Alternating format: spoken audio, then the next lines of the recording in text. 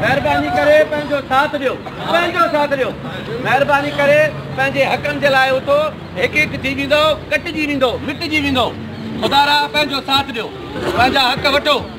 अॼु तव्हां सां इहा हालत आहे सुभाणे तव्हां सां अञा ॿी हालत थींदी हे तव्हांखे विड़ायो थो वञे असांखे तव्हांखे विड़ायो थो वञे पाण में धड़ाबंदी थो कयो वञे थोरो सम्झो इंतज़ाम